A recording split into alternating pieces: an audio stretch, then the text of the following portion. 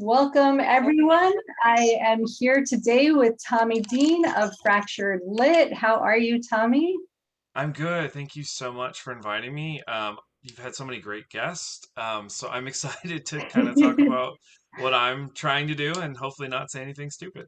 Of course, my pleasure. I'll try not to say anything stupid either. Thanks so much. Welcome to everyone. As always, if you have any questions, just go ahead and type them into the chat and I will work them into the conversation with Tommy. So let's jump right in. Tell us about the origin of the magazine. Fracture Lit has been around since April 2020. We are, kind of born in the throes of the pandemic in some ways.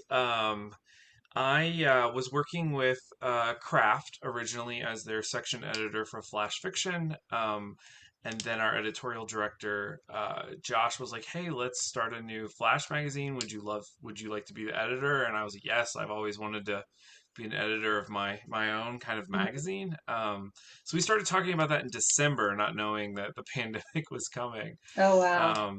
Yeah, and then we I got a chance to talk to a whole bunch of Flash writers that I love, Flash writers that have kind of moved on to novels as well, and kind of pick some of their stories to kind of get us started in April. And that's where we started from, I guess. Uh-huh. And it was just kind of an idea of like, what do I love about Flash? And then how can I get those stories into the magazine? And one of the things that we really look for was character-driven stories that make us Mm. feel something long after we're done reading The Flash, stories that stay with us. Interesting. So it sounds almost like more conventional stories, character driven, not so experimental. Because I know when I think of Flash, I tend to think of more experimental.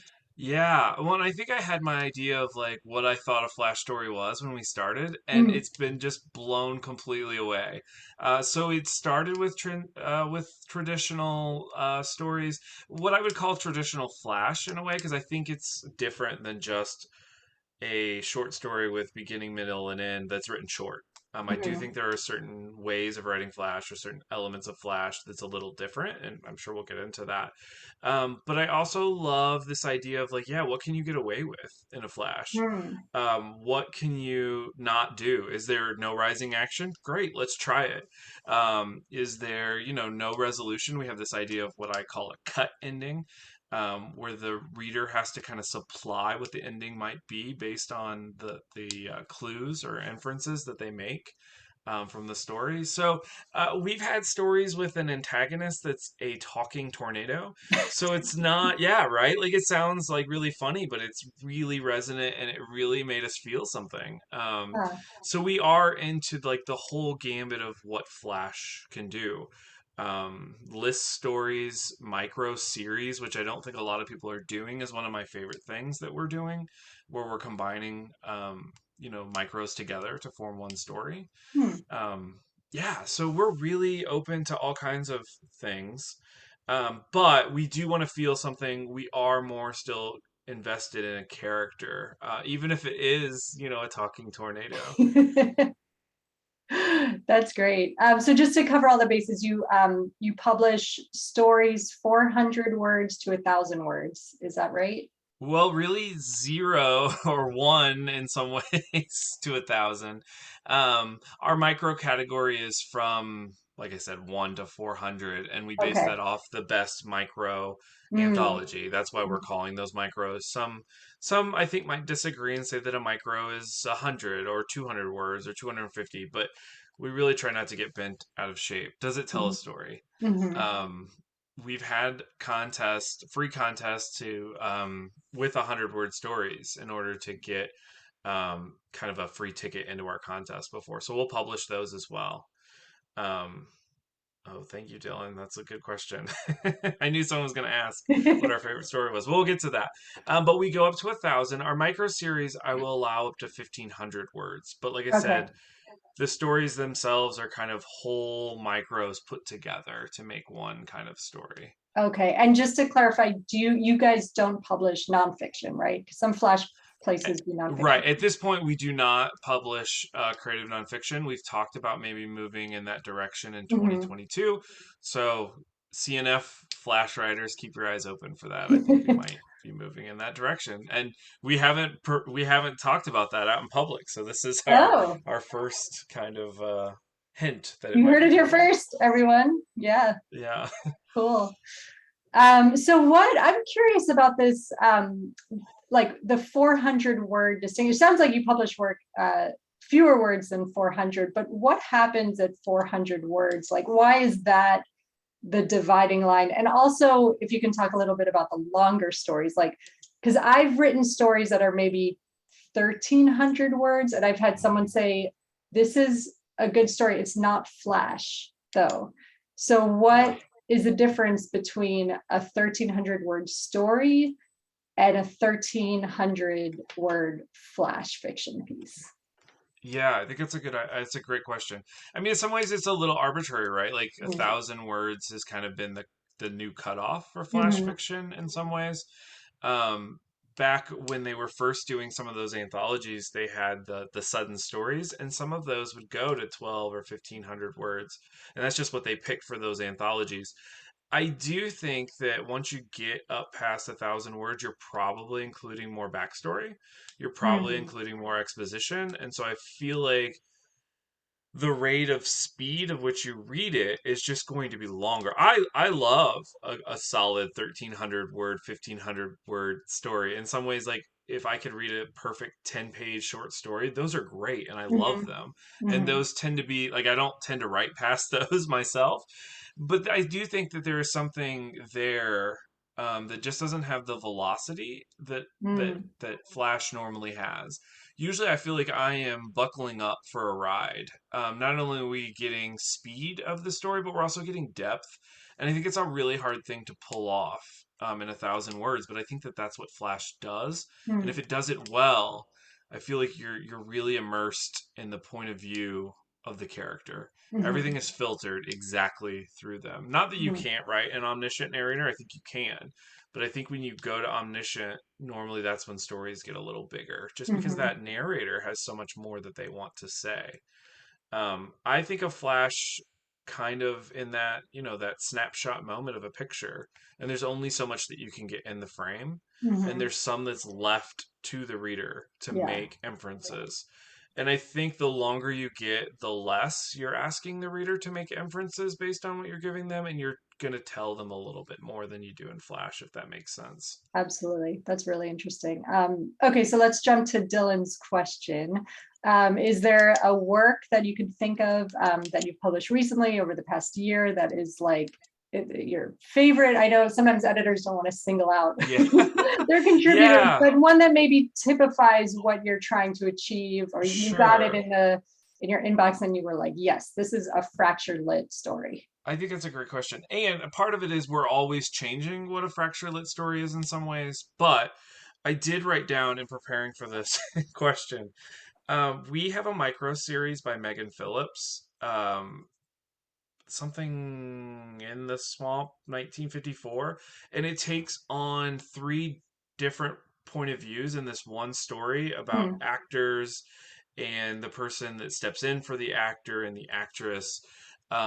And after reading that, I just felt like I was in the moment of that story of each point of view, and they all blended together to make one amazing story that like I'm just never going to forget. In fact, I read it often when I start thinking about what we're doing for micro series. And like I said, I think that's something that we do that's different than other places that we specifically ask for these kind of micro series. And that one's, I think, one of our top Hmm. micro series stories. But yeah, we love everything we publish. We don't tend to publish something that we don't love. In some ways, or that shows us a different way of writing Flash or thinking about Flash after you're done reading it, if that makes sense. Yeah.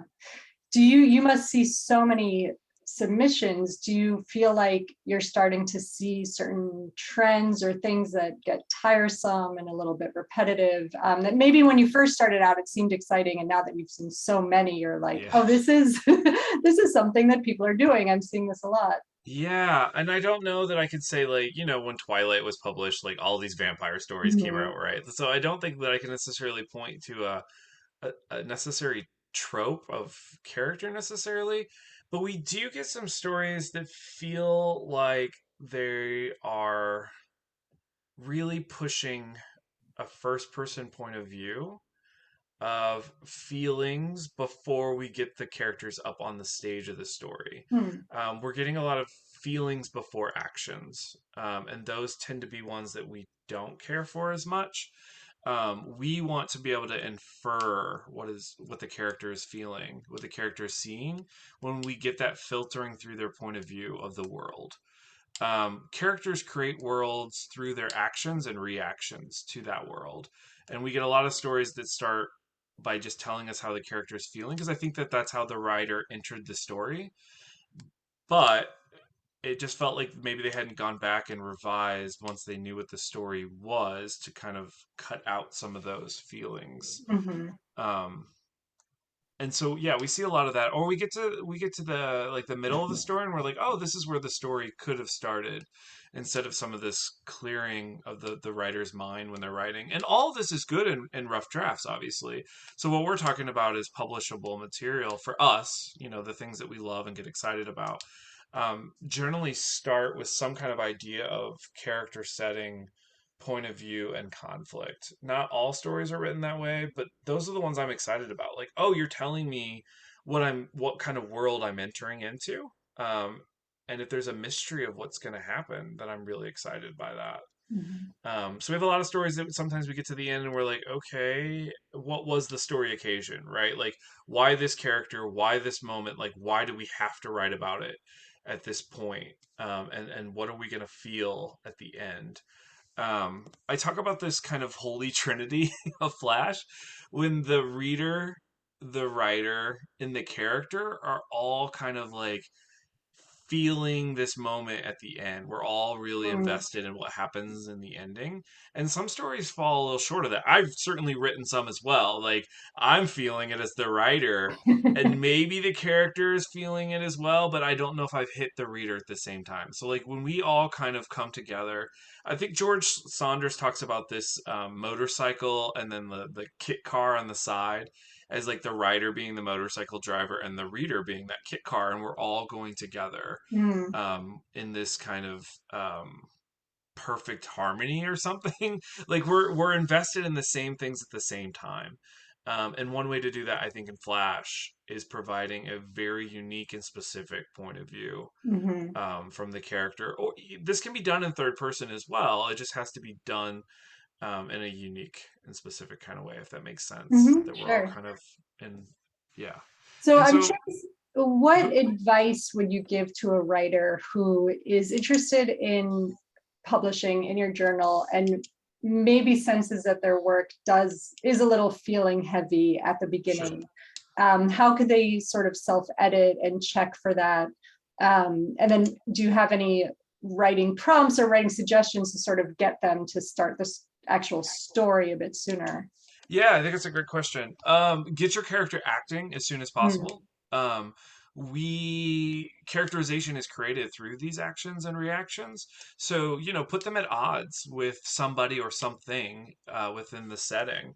I love stories when two characters are opposites or counter, as Charles Baxter would call them, counterpointed characters, right? Mhm. Not only do they both maybe they might want the same thing, but their ways of getting that thing are completely different. Mm. So get them in there, get them talking, get them fighting.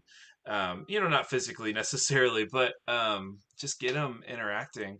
Tara Isabel Zambrano has this story called I think it's Snow or Snowden. It's on it's Atticus Review, and I use it all the time. But it's two characters who are stuck inside, and they eventually say things to each other that they wouldn't say in any other moment because they're stuck inside. Yeah. So giving them a place to not escape some of this, and like they Mhm. have to confront each other or the thing that they're scared of, I think will really, really help. Pushing characters to some kind of reckoning. Like they went through this story. What is the change or shift or something that they have to deal with now that they didn't have to deal with at the start of the story Mhm. necessarily? I think really helps. And like I said, thinking in this prism kind of like of character setting, point of view, and conflict in the opening. Like, what does your opening line do to intrigue us to get into the story? If you're starting with weather or feelings before I even know like who the character is or why they're talking to me, that's a tough read for me because Mhm. I wanna be invested in the character. Does that help? Sure, yeah. It's very helpful. Do you think that reading and writing flash can help writers of longer work? Because I could see how in some ways it's helping you perfect those and sort of learn how to crystallize those moments of Mm. reckoning and characterization, which are really important. Um, but I could also see a way in which it could hinder you, like if you're trying to become a novelist and it's a totally different form. I'm curious, maybe in your own writing, or if you've seen this with others, if somebody sort of gets stuck in writing Yeah, Flash, which is great, and then they feel like, oh man, now I don't know how to, stretch out longer works, or right. if they found that it's really helpful to like developing those Sure. muscles. I think in some ways it can do both. I think for me, one of the reasons I'm struggling with writing a novel is that like I'm so focused on the pinpoint accuracy of my Mhm. sentences and my words and my verbiage and making characters so unique and so specific. Like they don't ever walk across a room, right? And like in a novel, like there's times when like you do have to like move them as like set pieces in some ways, Right. I think. And in Flash, I'm like, yeah, no, you're never getting to move across the room in some ways. Um, I kind of take out all of that and leave the reader to infer what they're doing. And so I think there is some ways that it can hold you back from Mm, being and writing longer works. Because I think, listening to Matt Bell talk about this, I think you are doing a lot of exploring when you're writing a first draft of a novel. mhm, And I don't know that I'm doing as much exploring when I'm writing a first draft of a Flash. For me personally, just that's my own process. My own process is to start with this character in a unique conflict or setting and to push them forward as quickly and as deeply as I can. And in a novel, I don't know that you also need necessarily that kind of fast and deep. I think you can be really deep in a novel and you can really talk about feelings and you can really get into backstory. And I don't think Flash necessarily helps with that. I do think it could help with establishing backstory that is unique in its scene setting. Like I mhm, think you could get really specific and write little flashes in order mhm. to make a kind of backstory or to help yourself focus on creating scenes instead of just writing of feelings. But I think a novel in a lot of ways combines a lot of different writing techniques such as summary. Like Mhm. it's really hard to summarize in Flash. I mean, it can Yeah. be done, but it's usually done in like one sentence. Novels are built through summary, and Mhm. I don't like to write summary personally. And so I think I'm struggling to write novels because I'm like, I don't want to summarize that. I want to put the Right. characters on the stage as much as humanly possible. And Mhm. I think you can write a novel that way, but it can get tiresome, I think, too, because people want to dig into the character's thoughts Yeah. in a novel. Like that's the whole point, right? Otherwise, you'd watch a movie Right. where you don't get the character's thoughts. It I feel must like help. I'm Because I cringing a noticed this bit. with my, sorry, yeah, I noticed No, this with my students and with myself, that in writing longer works, you tend to indulge in backstory and just linger there and linger there. So I can see how working on Flash could actually get you out of that kind of backstory rut and just focus on scenes and specific moments of change for the character, and just keeping your story moving forward. yeah, I think it could be used in Mhm. that way. I'm trying to think of some writers who might have done that. J. Robert Lennon had written some Flash, Mm. but then also has written lots of novels as well. And I feel like a lot of times when he's in scene, like he's very in scene and very Mm. dug into what the characters are doing and acting and not as much feeling. Mhm. So I do think it can be done, but I also think it can be really hard to shift. Sure. Yeah. Although plenty of writers have done it, right? Have done Flash and novels. And maybe I just need to learn some more. I mean, there are days when I'm like, maybe I only write Flash, but that's not a bad thing either. Like if No, that's that's great. my writing and that's my style. I mean, I don't want to compare myself to Andre Dubus, who's amazing. I'm nowhere near in that category, but like he never really wrote a novel because he found the Mm, form that he mhm, wrote in short stories. And I would agree. I think most of us would agree that they're amazing. mhm, mhm. So what gets you to the page as a writer, as a flash fiction writer? Do you have a daily writing practice, or do you just see something and you have to get it down and it's like a jolt of inspiration? Yeah, it's a great question. I definitely don't write every day. I wish that I could. There are periods where I haven't written, and my wife's like, "Why are you grumpy?" And I'm like, "Oh, I haven't written." Right? Like it does Yeah, of course. something to my psyche, right? It does make me whole in some ways, but I can go days or months without doing it. But when I do sit down to write, it's usually because I've heard the first line. I almost always hear a first line, and those first lines don't generally change for me. Even when I'm revising, it's usually the impetus for the story, and it takes off from there. Mhm, Occasionally to be an image as well. It just depends, but usually it's a voice inside my head mhm. that's come up with some kind of like, first line, like, I don't know, the trash pandas are at it again. And I might take off, that's not a great first line, but anyway, like that, oh, I'm already hearing a voice of a character that I want to filter through. And for me, I'm not an actor by any means, but my daughter is starting to be one, and she's only 10. Um, she doesn't hear the voices, so I think that she's kind of I don't want to say a vase, but like something to take in the voices as she acts. Mm, I instead am the one that hears the voices that wants to put them on the page, if that makes mhm, sense. mhm. So it's almost like method acting when I'm writing a flash, because I'm so hopefully intently within that voice within just minutes or seconds. Now, some of them don't get finished because the voice just doesn't stay, right? It just doesn't stay with me long enough to finish them. But if I can get through, 30 minutes to an hour to 2 hours of writing it, Mhm. that voice will probably stay with me, and I'll probably come up with something Sure. that is nearing, hopefully, a complete story. So I take it if you're writing flash, you're also sending your work out for publication. So you're sort of in the trenches with the rest of us. I am. I think, I'm getting just as many rejections probably as everyone else. I've slowed down a bit just because my mhm, writing slowed down a bit. mhm, I've not. I know when I first started, I was like, I want to get everything that I've written published as soon as possible. And in some ways, that's great, right? Because you get to learn about the system, you get to learn about what it feels like to have your story published. You get to learn what it feels like when it's published too soon, and you can't really take mm. it back. But it also helps you move forward, I think, too. And it just gives you this rush of ideas and feelings. And it's great to think that there's somebody on the other end. Mhm. Um, and now I've got this really great Flash group that I work with. We call ourselves the Flash Avengers or whatever. But they are amazing at beta reading that I was not using before, and they've really made me look smarter on the page. That's great.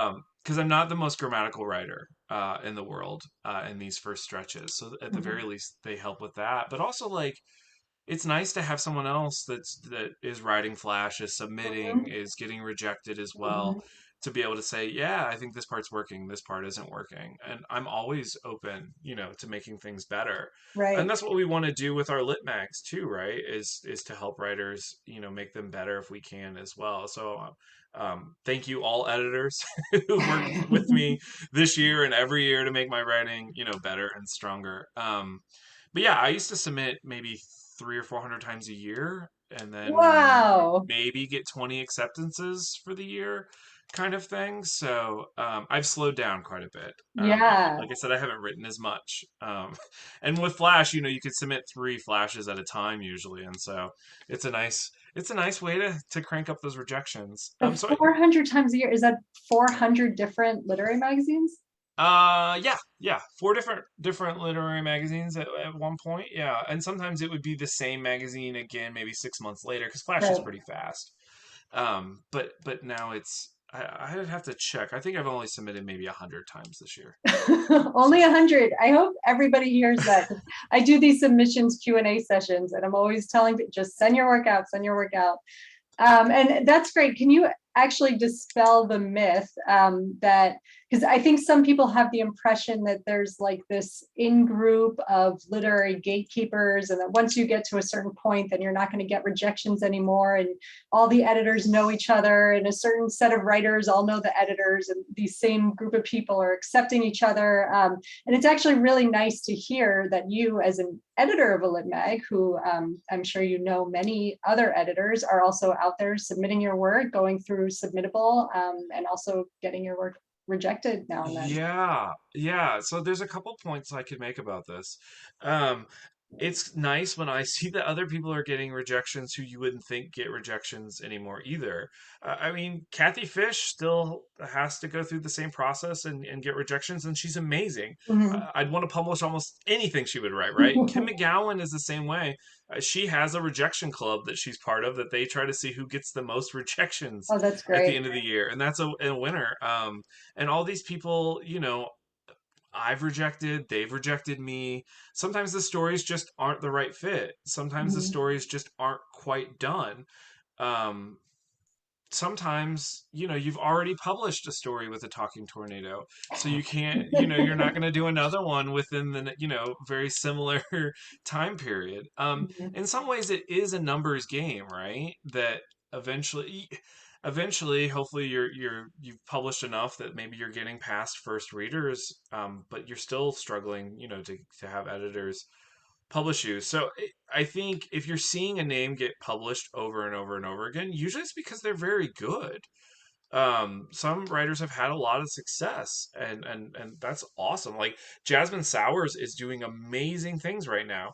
She's getting published a lot because she's writing amazing things, and Mhm. we were lucky to publish her, both at Fracture Lit and Uncharted. But we've also rejected people, and not really, I hate rejected, it's almost just passed on this story at this time. The Mhm. other thing I want to say too is that if I've read a lot of your work, I've probably had favorite stories, and if the newer things that you're sending us don't match up to the favorite stories, that's a hard thing to live up to.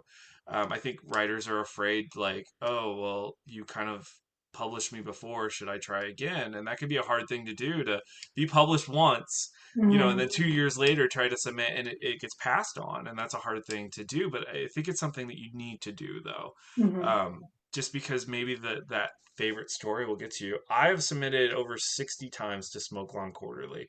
They have Wow. not accepted one yet. I'm hoping that they will. I think that they're one of the best Flash magazines there is. They're one of the longest standing for sure, and they published amazing people. Mhm. When people say that they submit to Smoke Long and Fractured at the same time, I'm completely honored and humbled by Mhm. that. Mhm. I will continue to submit to Smoke Long. It's a place I'd like to get into. And just know that, yeah, I'm feeling the sting of rejection. I'm waiting, just as long as everything else, and I hate sending pass letters as well. But Mhm. I hope that people will keep sending to Fractured. Occasionally, it's 5, 10, 15, 20 times, and then that's the story that clicks. Mhm. Um, I think that writers are always getting better. I think writers, the ideas of their stories and the way they put their stories together is always getting different and better, and more exciting. So why would you not take a chance on yourself? Mhm. Um, and the fact that you're getting better, or that you wrote this one-off story that fits better with this magazine than it would any other time. Like all your other stories don't fit, but this one does. Mhm. Um, and I think I submitted to Atticus Review, I think 34 times. It was the 35th story Wow. that they accepted. And I love that story, and I love being in Atticus Review. Or, Mhm. like, I'm not, like grumbling about all those other things. Rejection or having your stories passed on can, you know, kind of psychically hurt, and I get that. I really do. There's been some ones that have really bummed me out. But I think the best way to get over it is to get back to the page, have Mhm. fun on the page, and then once you've had fun on the page, get it back out there. Mhm. Do you want writers to wait a certain period of time before submitting again? We used to say, I think we say a month on our Okay. website, but I generally don't get upset if people are sending in faster. We were at about a month for Fractured Lit as far as response time. I think we've stretched just a little bit further than that. And we lose stories more than I would like. So we're trying to get faster, but Mhm. we really just can't. I don't know how Pithead Chapel, Smoke Long, Flash Frog. I don't know how they do those 5 day Mm. turnarounds. It's amazing. Again, humbled and humbled by that. So we're trying to get faster. So no, I think just send it back in. It'll go back into the queue. Mhm. And more than likely you'll have a different first reader probably anyway.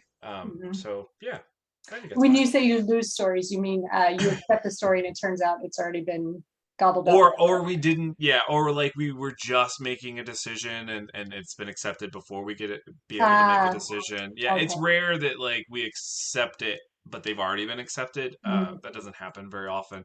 But there are times when we're like, oh, we just needed one more read or one more pass, or somebody really loves it, but I haven't had a chance to get to it within my schedule. And so yeah, Oh, and it then gets they accepted. withdraw it before. Yeah, they withdraw it, so it gets accepted elsewhere, which is great, amazing, love it. Yeah. Does not hurt my feelings, does not make us upset that you're withdrawing. Like Mhm. we love that people are getting accepted whenever, however. We just need to get a little faster. Sure. So a question here, is there ever a point when you should give up on a story getting published? And I think people want to, this question comes up a lot because how do you know, where's the line where you're Right. getting, your story's been rejected 60 times. Is there a point where you say, okay, maybe something is actually wrong with this story? Yeah, I think it's a good question, and I think it unfortunately I don't know that the publishing market is the one to tell you that because a lot of times you're not getting the feedback just because there's so many submissions. So we not most journals can't do that personal feedback that really kind of tells you, and Mm. sometimes that personal feedback is more just based on that journal anyway.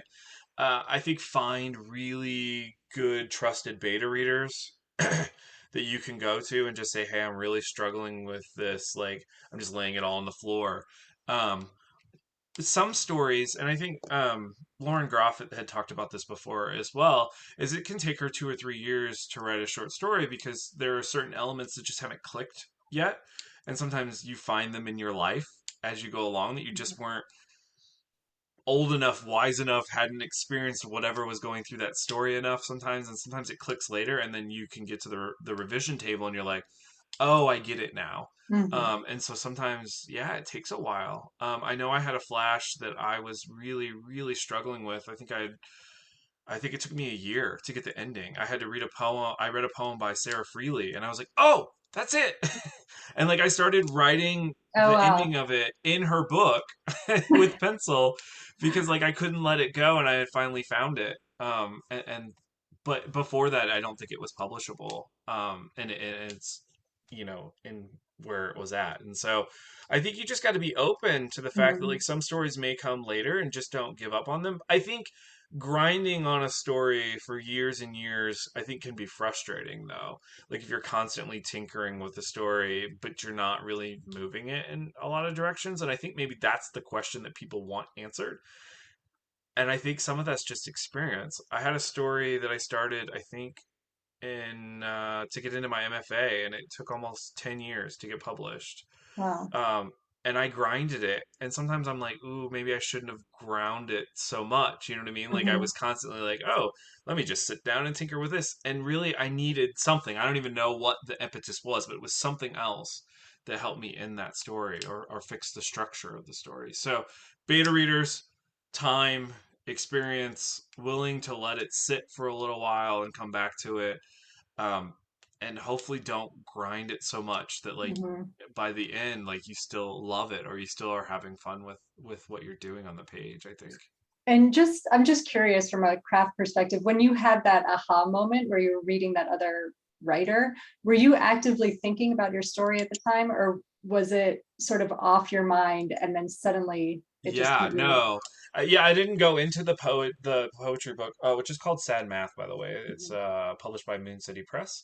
um no, I think it just was churning in the back of my mind. Mhm. And I had probably like 15 other stories that just as easily could have popped up in that moment as well, Mhm. that I could have been thinking about.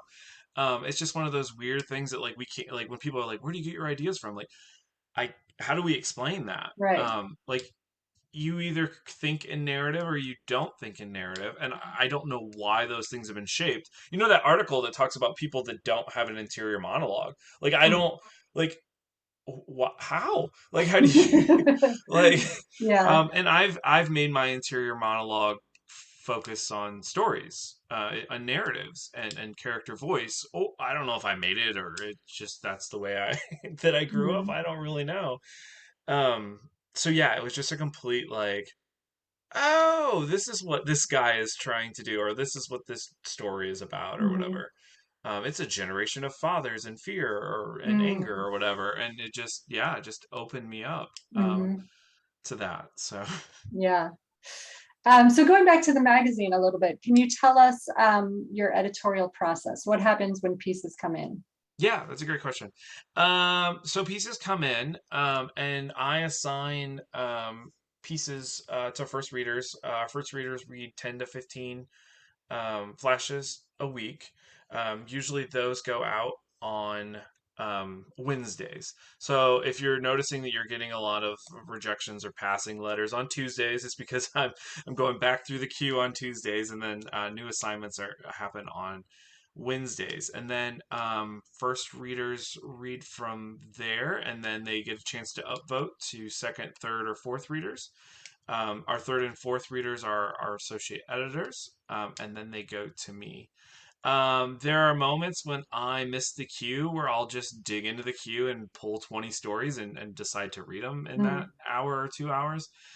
So sometimes I usurp our little schedule, and if I love something, I'll accept it.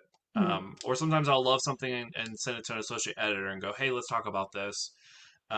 So it's not as regimented necessarily as I would like. Sometimes it is what I like. That is one of the things I love about being an editor in chief for the magazine is that I love the queue. I love Mm. reading people's stories. I don't get to do it quite as much as I would like. A lot of times I'm just reading the third or fourth reads at this point, but sometimes I like to dip in just because I love it. In fact, I thought that that's what the job would just be like reading and loving stories and accepting stories. But there's a lot of administrative work, Yes.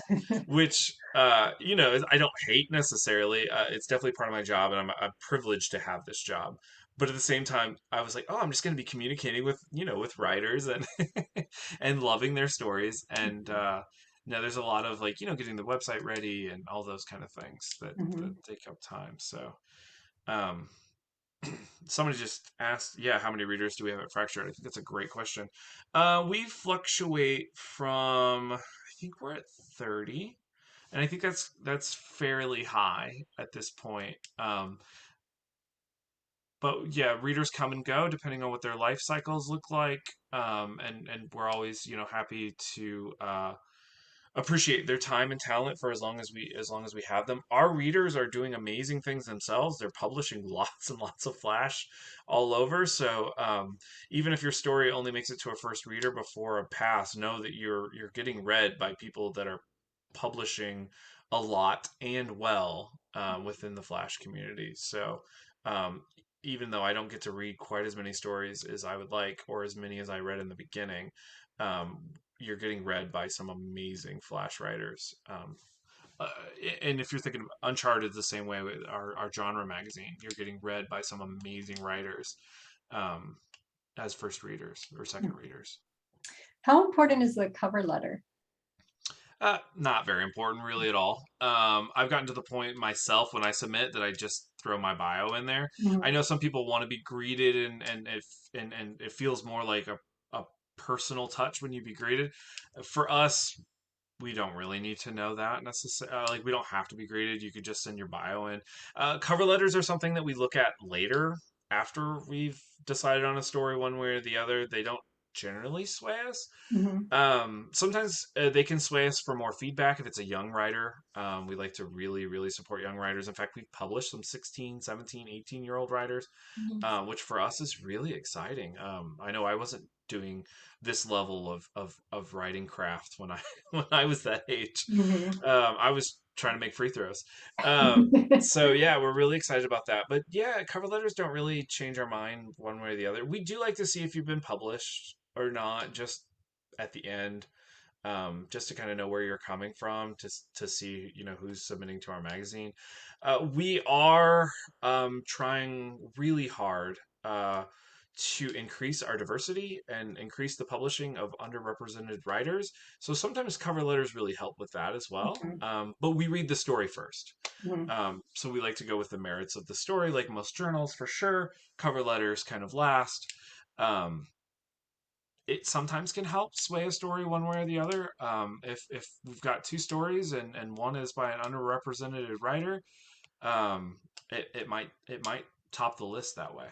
mhm, Just because Flash, I mean, publishing in general is not doing a very good job of being diverse, and I totally get what that feels like as a white cis male saying that. As the editor, but also we are trying to make some of those changes and help with some of those changes. We have a free fast response for BIPOC writers and underrepresented writers. A lot of you I owe some notices. I apologize. We'll be getting back to you. But we found some really great writers within that category, and we were able to publish them maybe before other journals were because we opened that fast mhm, response category. And so we're really excited about that. And I'm really grateful for writers that want to use that category. mhm. So Fractured Lit is unique among journals in that it's like the flash fiction arm of a larger umbrella organization, I guess is how I would describe it. So there's Frontier Poetry, Masters Review, Craft Literary. You were reminding me of what they were. Yes. Yeah. um, So we started with Masters Review started it. right. Um, Okay. the owners of Masters Review, yeah, started Masters Review. They're no longer the owners. They had sold it to a new owner, Mhm. which is all really rare and weird in our community, right? In a Yeah. lot of ways. Um, but we feel like we've done a really good job of, like I said, increasing our diversity, increasing representing underrepresented writers because we're working together. So it's really nice to be able to have editorial meetings together to solve problems together. Sorry, when you say together, you mean with the other editors of the other Yes, journals? yeah, from Masters Review, Craft Literary, Frontier, Palette.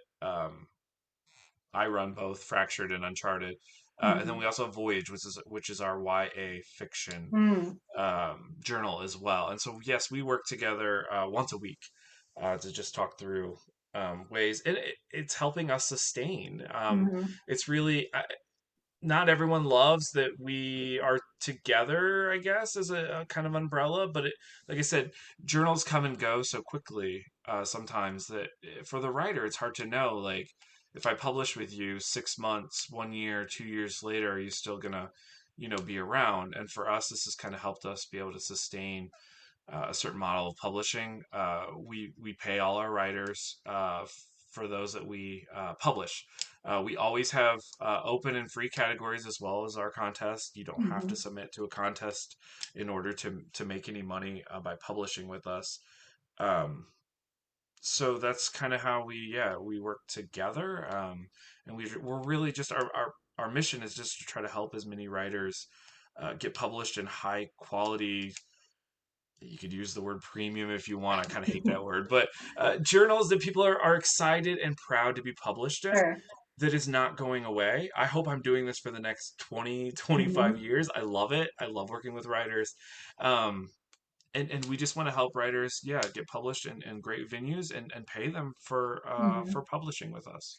Why do you think some writers don't like it? Is there sort of like an aversion to a kind of company feel in the literary world? Is Yeah, that would be my guess. I think that some people want to separate money from writing as much as possible. Mm, And I think that some people want all money to flow to the writer, and I do too. But it's hard when you have, websites. Submittable takes a very nice mm, chunk. I mean, there are some great things about Submittable that helps us be very efficient, but it is also very expensive. And we pay all our judges for our contest. That stuff doesn't come free as well. So I think it's, yeah, that company feel that, like, maybe it's not art for art's sake. mm.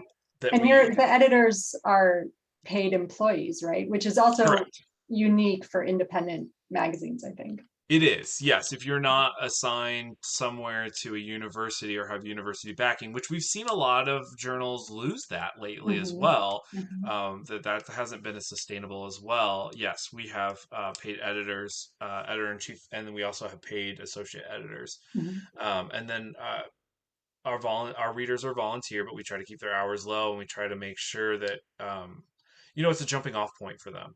So if they want to learn anything that we're doing, we provide that. I've written all kinds of recommendation letters for our readers to help them get into MFA programs and other jobs. So we try to do everything that we can to support our readers as much as possible. And I started that way.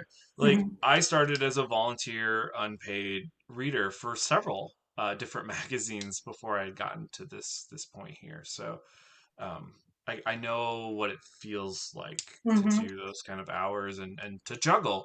Is it worth doing this? Does it take away from your writing time? Are you learning what you hope you're learning by reading all these other writer stories? And I hope so. That my writing has been immensely changed for the better by Of reading for course. literary journals. In some ways, just as good, if not better, than my MFA program. Hmm. Just because you get to see so many stories and so many ways that other readers approach editing or liking stories. Would you mind telling us how much Submittable costs? Because I've heard anywhere from on the lower end, I guess, 300 to like $9,000 for the mag. Yeah, I don't know our exact numbers just because I'm not in charge of that, but I think Mhm. we're probably closer to the top, like closer Yeah, to like 5,000 because we have yeah. so many submissions. Um, Yeah, and I think it just depends on where you get started with Submittable. Mhm. And unfortunately, they've changed some of their approach where they're more excited about, grant applications and not literary journals, which is where they started. And Interesting. and so that cost can feel, I mean, it's really prohibitive in some ways. Mhm. Um, I know there's probably a lot of people that would love to use Submittable and would love to start their literary journals. And there are other ways you can do it without using Submittable, Sure. but it does make the work very efficient, and so in Mhm. some ways we have to balance that cost, Mhm. and because there is that cost for that efficiency, we have to balance, yeah, how do we cover that on our spreadsheet of our Mhm. our yearly fees and our yearly things that we have to pay for in order to run what we hope are really really great magazines, Yeah. and that people are really proud to publish in. And we'll be able to say, 10 or 15 years from now, like, when you put it in the back of your book that you were published in Fractured, that Fractured still exists. Mhm. When you say some writers don't like it, are you getting pushback online, or are people saying anything about the magazine, or is it just a kind of vibe you're picking up? Yeah, I think that there's some people, a very small contingency online, Mhm. that would love for us to run contests that are completely free and that we give Mm. away money for completely free. And I just don't know how that system would work. Like, where would that money come from? Right. Um, I don't know. I don't know that I would want to bankrupt myself, working a different job Hmm. and then giving out money to contests for writers. And there are some people that are do that. And I think it's really generous, but I just don't know how you sustain that. Yeah. I have a family I have to sustain just like everyone else, right? Hmm. So I think there is a vibe that it just should be like all the money should flow towards the writer. And I think that the format has changed, right? Like Hmm. when Fitzgerald or Vonnegut were writing for magazines, like the magazines were selling advertising in order to pay for those stories. Right. And there was no TV, there was no Netflix. Like they were basically, like radio, right? So Hmm. the entertainment of the day was the short story. And therefore it was paid for like it was the entertainment of the day. Hmm. And now we are up against Netflix and smartphones and video games and all of those kind of things, right? So people are not paying for writing the way that they used to. Hmm. And so we have to find a different model in order for us to still pay for judges and writers that we publish. Um, and we're hoping that people will stay with us long enough that, they'll send us a story that we Hmm. love and we will get to pay them for Hmm. Hmm. that. Yeah. Do you ever feel burnout or overwhelmed? Yeah, I mean, overwhelmed, yes, all the time. But it's a good overwhelmed, right? Like it's something that I love to do, and I love to work with writers. And usually when I'm overwhelmed, it's because I'm in some kind of cycle where I'm like, oh, I want to communicate and teach with writers as much as Mhm, possible. I think, like I said before we started, I have like four different teaching engagements in the next 3 weeks. That was probably like, when I set this up like 6 months ago, each one, didn't feel like it was going to domino. Um, but it can get overwhelming. mhm, Sometimes when you get emails that aren't so nice, that can get, mm, a little overwhelming as well. But I really have my dream job. So Great. even if I'm complaining, because we all probably have the opportunity or the need for complaining, it doesn't last long. Mhm, Because I love stories. I love writers. I love working with writers. I love helping writers be inspired to uh, to to write stories, to publish stories. I love working with them to edit stories. mhm. Yeah, it's just what I love to do. Yeah. So if somebody wants such a dream job themselves and maybe wants to start at the reading level, are you always looking for readers or can people reach out to you? Yeah, yeah, we're pretty much always looking for readers. I think Uncharted, I think our reader application is open. I don't think it's open for Fractured right now, but I think I'm going to open it up here again, probably in January as we start a new year. But yeah, I think, there's no guarantees in anything that you do. There's no guarantees in any kind of volunteering, obviously. Um, but yeah, I think reading for literary journals is definitely a good way to maybe try to think about moving up the ladder as an editor. Mhm, Publishing stories as well, I think helps. Being if you want to be a freelance or editor, I think that helps as well. And then just pouring, sometimes it's hard, but pouring yourself into a journal, kind of it can work out where you climb up the ranks. And get one of these dream jobs, or you figure out a way to make it your dream job. I don't think there's a lot of different routes, mhm, mhm, before this came along, I thought I was hoping to be a professor, you know what I mean, mhm, at some point. And the whole adjunct thing mhm, is a very hard and slippery road that sometimes pays off for some people and sometimes it doesn't. mhm. And it could be the same way, I think, with editing. But also, I do think your writing will get better in general by reading for another literary journal, or at the very least, you'll learn about the process that other literary journals have, so it won't be quite so opaque. Absolutely. So what's on the horizon for you guys? You have a winter contest coming up? Yeah, so we have 3 weeks left of our Mystery Monsters and Mayhem. I think I got the order Oh, wrong. Yeah, Amber Sparks is our judge, so that's super exciting. She also was the best microfiction judge, I think, last year. So mhm, we're super excited. She writes really thrilling and exciting fairy tale, mystery-ish type flash, and so she's going to be our judge. That ends on December 19th. And then actually 4 days before that, we're going to open up our second anthology collection. Last year, Kathy Fish was the one that made the final 20 selections. This year, we've got uh, Disha Phillaw. mhm. Hopefully, I said her last name right. If I didn't, I apologize. But she will be our judge for our anthology this year. So we're super excited about that. And the anthology, sorry, quickly, is pulling work that's already been published by the magazine. No, Oh, no, fresh, brand new. Submit your flash, your micro, whatever. mhm, And we're gonna take the 20 that Disha loves, and we're gonna okay. put it into a book. And the writers will get 5 hard copies as long as I think $200 or $250 for the story. It does have a fee because it is a contest. Mhm. And then we're gonna put it into an ebook eventually and get it out to as many people as possible. So Oh, that's that's super great. exciting. And then we'll have a new contest in January, I think. Uh, it's going to be our ghost. I think we're going to bring back our ghost fractured fairy tales Oh, contest. So yeah, we've got a lot. And beyond that, we are always open, always free. We do take a mhm. little bit of a break for the holidays. From like December 22nd to like January 4th or 5th, but you can still submit. But we are always open, always free, and pay 75 for Flash and 50 for Micro. That's fabulous. I didn't realize you guys were free submissions.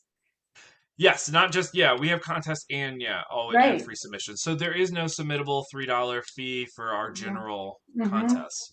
Oh, that's great. And then I try to do some free mini contests throughout the year as well to help people not only publish great work, but sometimes on the shorter side. And then that helps them get free tickets into some of our contests. Oh, nice.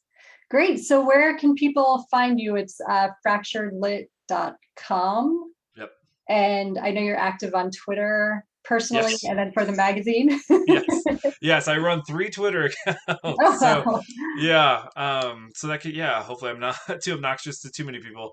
But yeah, we have Twitter accounts, we have Instagram accounts, we're on Facebook for all the magazines as well. Also fracturedlit.com. We're at uncharted mag.com for the genre magazine short story magazine, and I'm on Twitter. That's probably the easiest way to get a hold of me or reach me or contact me or whatever. I also have a website. It's TommyDeanWriter.com. It just got a fresh look, and I'm trying to keep my classes and editing opportunities updated as well. that's great. So anyone who wants to learn more about Flash can go to the website, read some great Flash fiction, take a class with Tommy, and just read other lit mags that are publishing great fiction, Flash fiction. And we'll find you on Twitter and social media. Are you on Facebook as well? Yeah, I am. So we'll find you in all these places. Thank you so much, Tommy, for taking the time today. Yeah, thank you so much. This was a lot of fun. I always love talking about Flash, and you had such amazing questions. Thanks for the audience too that came to watch. Thank you guys for coming out. We'll see you soon.